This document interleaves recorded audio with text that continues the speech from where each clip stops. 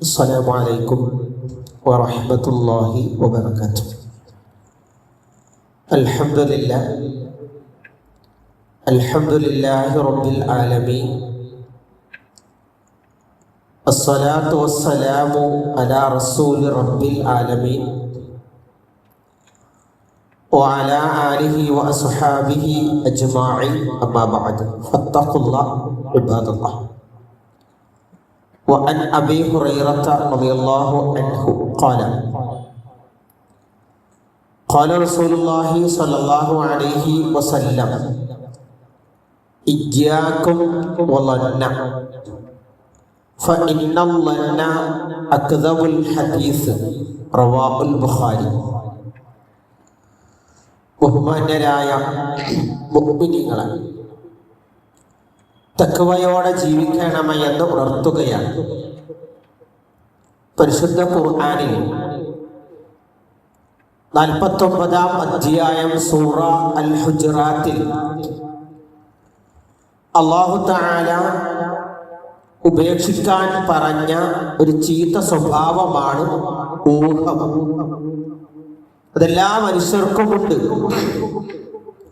ഖുർആൻ അവിടെ ഉപയോഗിച്ച പദം അത് ഇസ്മാണ്, പാപമാണെന്നാണ്. പാപം എന്ന് പറഞ്ഞ ഹൃദയത്തിൽ കറുത്ത പുള്ളി വീഴുന്ന ഒന്ന്. അതുകൊണ്ട് നിങ്ങൾ ഊഹത്തെ ഉപേക്ഷിക്കണം. ഖുർആൻ അത് വളരെ വ്യക്തമായ ഒരു ആയത്തിനോട് പഠിപ്പിക്കുന്ന വിഷയമാണ്. ആ ആയത്തിനെ വിശദീകരിച്ചുകൊണ്ട് പ്രവാചകന്റെ ഹദീസ് ഇങ്ങനെയാണ്: ഇയ്യാക്കും വظന്ന, തീർച്ചയായും ഊഹത്തെ നിങ്ങൾ സൂക്ഷിക്കണം. ഊഹം എന്നത് അക്ദബുൽ ഹദീസ്, അത് കളവായ വർത്തമാനമാണ്. ഒരു കാര്യം കാണുക, രാത്രി സമയത്ത് ഒരാണും പെണ്ണും നിൽക്കുക,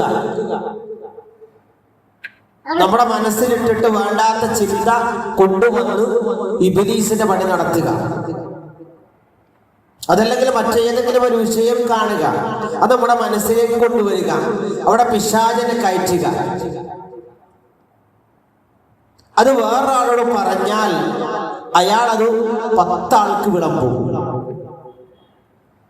ആ വാർത്ത സത്യസന്ധമായിട്ട് തെളിയുന്നത് വരെ എവിടെയെല്ലാം കിടന്ന് കറങ്ങുന്നു അതിന്റെ ഒക്കെ തിന്മ ഊഹിച്ചു പറഞ്ഞ് എനിക്കുണ്ടാകും. അതാണ് വാർത്തകൾക്കുള്ള കുഴപ്പം. പരക്കാൻ വലിയ പാടൊന്നുമില്ല, പെട്ടെന്ന് പരക്കും. തിരുത്താനാണ് പാട്. ഇവിടെ കാണാറില്ലേ ചില കേസുകളിൽ പെടുന്ന ആളുകൾ, പ്രത്യേകിച്ച് പോസ്കോ കേസിലൊക്കെ പെടുന്ന ആളുകളെ വാർത്ത ശ്രദ്ധിച്ചിട്ടുണ്ട്. പത്രത്തിൽ വരും, വല്ല വെണ്ടക്കാമെടുപ്പിലെ ഫോട്ടോയും കൊടുക്കും, സകലമാന വിവരങ്ങളും പറയും. കോടതി വെറുതെ വിട്ടാലോ? ആ മനുഷ്യനെ നിരപരാധിയാണെന്ന് പറഞ്ഞ് കോടതി വെറുതെ വിട്ടാലോ? ആ വാർത്ത പ്രാധാന്യം കാണില്ല. അയാൾ അനുഭവിച്ച വേദന എത്രയായിരിക്കും? അതുകൊണ്ട് ഒരാളെ കുറിച്ചും ഒന്നിനെ കുറിച്ചും ഊഹിക്കരുത്. ഒരു കാര്യം കണ്ടു, അതിന്റെ പണിയല്ല, അവരായി അവരെ പടച്ചവനുമായി അങ്ങനെ എത്തിച്ചാ മതി. നാം നമ്മുടെ കാര്യം നോക്കുക. നമ്മുടെ ഖബറിലേക്ക് ആരും കാണത്തില്ലല്ലോ. ആരുണ്ടാവും? വേണ്ടാത്തതൊക്കെ ചെയ്തു പോയിട്ട് ഖബറിലേക്ക് ചെല്ലുമ്പോൾ ആരും കൂടെ ഉണ്ടാകും? ആരും കാണില്ല. ഉള്ള ജീവിതം അത് നന്മയിലാക്കണം. ഒരാളെയും കുറ്റം പറയാതിരിക്കുക, ഒരു കാര്യങ്ങളിലും ഇടപെടാതിരിക്കുക, ആവശ്യമില്ലാത്ത ആവശ്യമില്ലാത്ത ഇടങ്ങളിൽ അഭിപ്രായം പറയാതിരിക്കുക. നമ്മൾ പറയുന്ന അഭിപ്രായം മകൻ സ്വീകരിക്കുമോ എന്നാലേ പറയാവൂ. നമ്മൾ പറയുന്ന അഭിപ്രായം ഭാര്യ സ്വീകരിക്കുമോ എന്നാലേ പറയാവൂ. നമ്മൾ പറഞ്ഞ അഭിപ്രായം സഹോദരൻ സ്വീകരിക്കുമോ ഇല്ലെങ്കിൽ പറയണ്ട, പറഞ്ഞ് നാണം കെടണ്ട. ഇതൊക്കെ ഇസ്ലാമിന്റെ മര്യാദകളാ. അതുകൊണ്ട് ശ്രദ്ധിക്കണം. ഇയ്യാക്കും വظന്ന, ഊഹിക്കരുത്. ഊഹിച്ചുകൊണ്ട് കാര്യങ്ങളെ മനസ്സിലാക്കരുത്. ഇനി നിങ്ങൾക്കത് സത്യസന്ധമായിട്ട് അറിയണോ, ആ വ്യക്തിയോട് നേരിട്ട് ചോദിക്കണം. അയാൾ എന്താണോ പറയുന്നത് അത് വിശ്വസിക്കണം. അത് കളവാണ് എത്തിക്കാനും പാടില്ല. അത് മൂന്നാമത്തെ ഒരാളോട് പറയരുത്. കാരണം എന്താ? കേൾക്കുന്നതല്ല പറയുന്നത്. ശ്രദ്ധിക്കണം. കേട്ട കാര്യങ്ങളല്ല പറയുന്നതല്ല പ്രചരിക്കുന്നത്, പ്രചരിക്കുന്നതല്ല വിശ്വസിക്കുന്നത്. ഇന്നത്തെ വാർത്തകൾ അങ്ങനെയാണ്, ഒന്ന് കേൾക്കും വേറൊന്ന് പ്രചരിക്കും. ഇപ്പൊ നമുക്ക് അറിയാലോ, ഒരു അപകടമുണ്ടായാൽ എത്ര വാർത്തയാ വന്നത്? സത്യസന്ധമായിട്ടല്ലല്ലോ വരുന്നത്, പല രൂപത്തിലാണ് മനുഷ്യന്മാർ സംസാരിക്കുന്നത്. അതുകൊണ്ടാണ് ഖുർആനും ഹദീസും പറഞ്ഞത് ഇയ്യാകും വദന്ന, ഒന്നിനെയും നിങ്ങൾ ഊഹിക്കരുത്. ഊഹം പിശാചിന്റെ സ്വഭാവമാണ്. ഫഇന്ന അക്ദബുൽ ഹദീസ്, അത് നിങ്ങൾ പറയുന്നത് കളവാണ്, കേൾക്കുന്നത് കളവാണ്, പ്രചരിപ്പിക്കുന്നത് കളവാണ്, വാട്സാപ്പ് ഗ്രൂപ്പിലേക്ക് ഇടുന്നത് കളവാണ്. ഭാര്യയോട് പറയുമ്പോൾ നിങ്ങളും കളവ് പറഞ്ഞു, ഭാര്യ കളവ് കേട്ടു. എന്തിന്?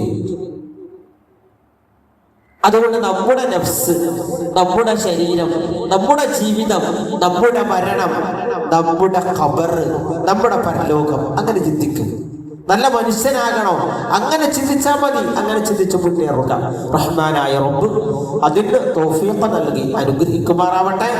اللهم اغفر للمؤمنين والمؤمنات والمسلمين والمسلمات الأحياء منهم والأموات إنك مجيب الدعوات يا قاضي الحاجات. ربنا هب لنا من أزواجنا وذرياتنا قرة أعين واجعلنا للمتقين إماما. ربنا اغفر لنا ولإخواننا الذين سبقونا بالإيمان ولا تجعل في قلوبنا غلا للذين آمنوا ربنا إنك رؤوف رحيم. اللهم يا مقلب القلوب ثبت قلوبنا على دينك. اللهم يا مسرف القلوب سرف قلوبنا على طاعتك ورضاك يا أرحم الراحمين. اللهم إنا نسألك الجنة ونعوذ بك من النار. ربنا آتنا في الدنيا حسنة وفي الآخرة حسنة وقنا عذاب النار. رب اغفر ولوالدي رب ارحمهما كما ربونا صغارا. السلام عليكم ورحمة الله وبركاته. سبحانك اللهم وبحمدك أشهد أن لا إله إلا أنت أستغفرك وأتوب إليك.